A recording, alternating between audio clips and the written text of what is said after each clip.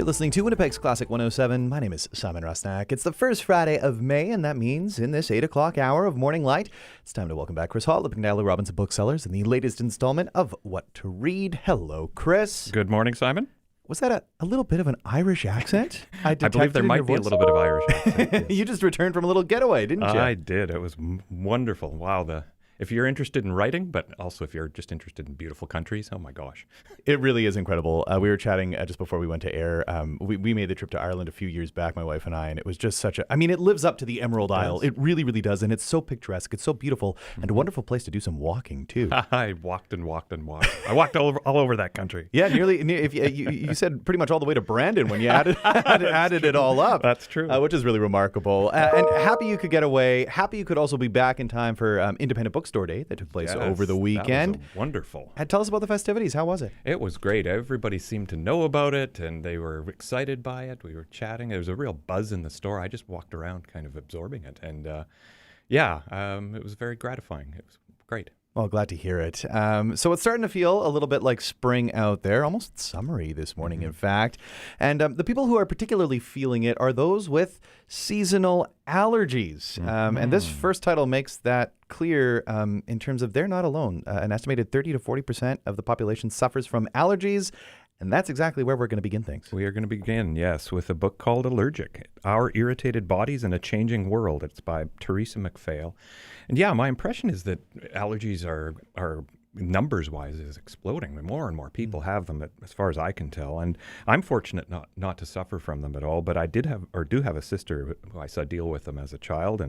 And my eldest daughter was born with them. And what struck me was what I thought I remembered watching my sister try to tackle them was almost useless when I came to trying to help my daughters. Everything seemed to have changed, and turns out there's a good reason for that. Everything we know about allergies has changed in the meantime and is changing. And so our knowledge about them continues to be very uncertain. McPhail is a medical anthropologist. She suffers from allergies, and she has a father who didn't know he was allergic to bees, but ended up dying from bee stings. So that's kind of what's propelled the passion for this project. So she goes through the history of what we've known about them, but also the current research and developments. And it is a moving target. If you are frustrated with allergies, you're not alone, because answers are hard to come by.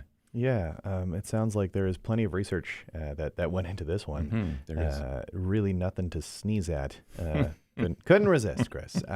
Speaking of research, lots of research in this next one as well. A new history of Central Europe. Yes, indeed. It's called The Middle Kingdoms, A New History of Central Europe. It's by Martin Rady. And the war in Ukraine has increased our awareness and interest in Central Europe. This is just one of several books coming out on a topic like this.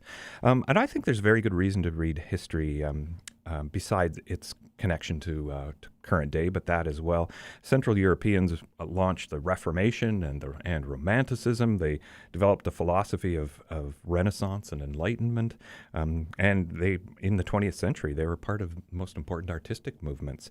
On the other hand, they're also at the heart of the two biggest world wars in history, and the concepts of communism and fascism continue to play a role there in the struggle between Ukraine and Russia. I always think that reading history informs our understanding of the world. It doesn't seem to matter if it happened hundreds of years ago. These kinds of grudges and cultural memories that we carry with us, we sometimes underestimate and forget about. But these things carry on, and they start to explain why these things happen today. So in terms of the Middle Kingdoms, which countries are included in this by Rady? Well, he admits right off the bat that it's kind of hard to define. It's a geographical definition, not really a political definition. So he just takes more or less from Germany, from the the west of Germany, right through into Ukraine is what he's largely focusing on, and of course the Habsburgs and all the empires that came and went, the Prussians.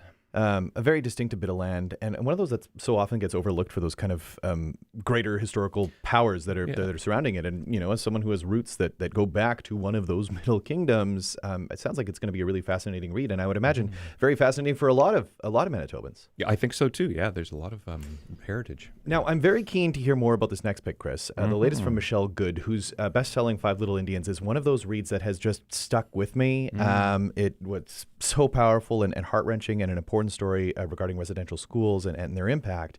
This latest a collection of essays, right? Yes, exactly. It's called Truth Telling, 7 Conversations About Indigenous Life in Canada. And yes, by Michelle Good. That the book, Five Little Indians, you mentioned, has been best-selling. We sell it like crazy. It is really resonating with people. And I think you're quite right that a lot of people are affected like you were and talk about it and recommend it. So that's clearly what's happening. So in this one, she turns her attention to nonfiction.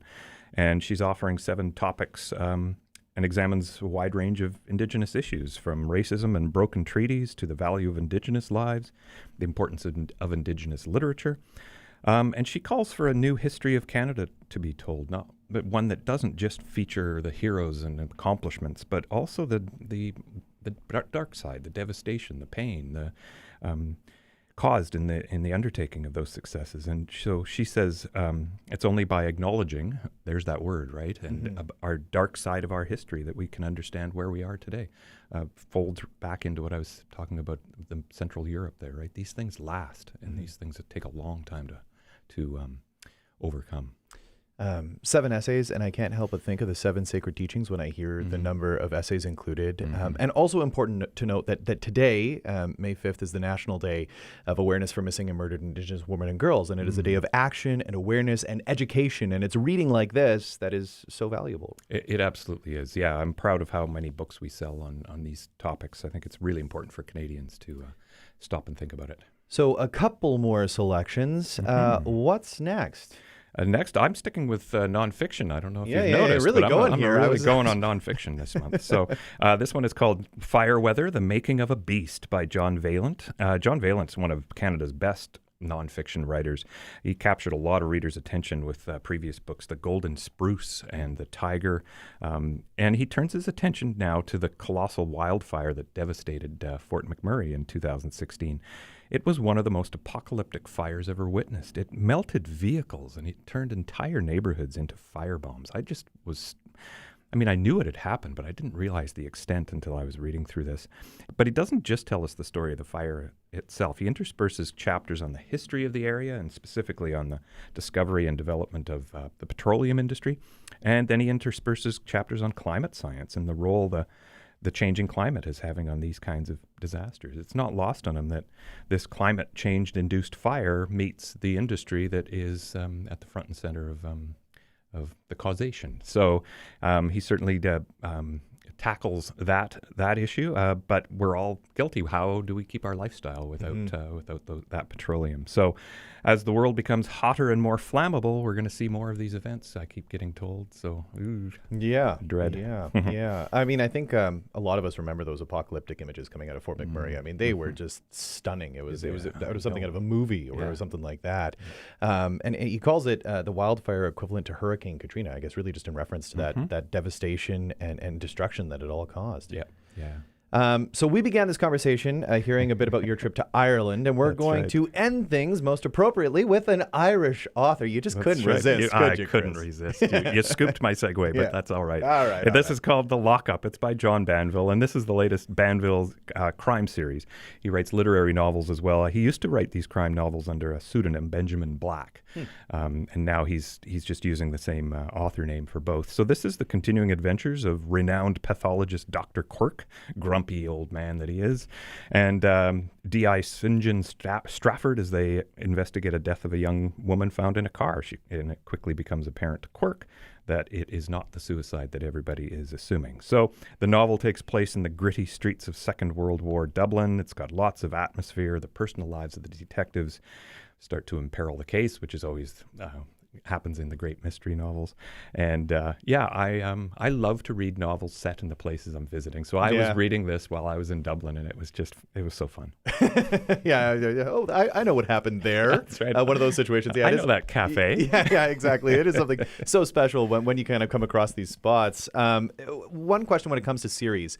Can you jump right in at this point, or do you need to have read previously the kind of story of Dr. Quirk? Well, I haven't read them all, so I jumped in, and I kind of knew who he was. And you can read any of them. I think it's just there's an overarching arch, but they're individually fascinating as well. Yeah.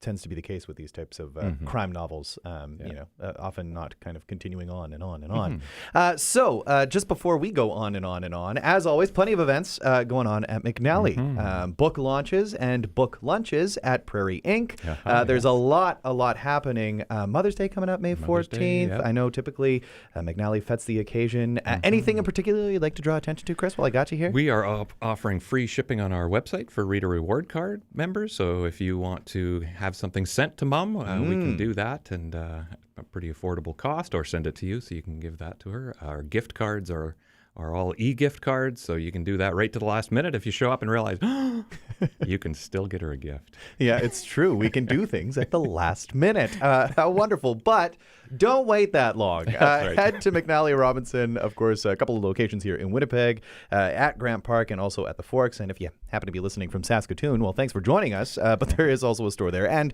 online anytime at McNallyRobinson.com. Chris, as always, great seeing you. Thank you, Simon.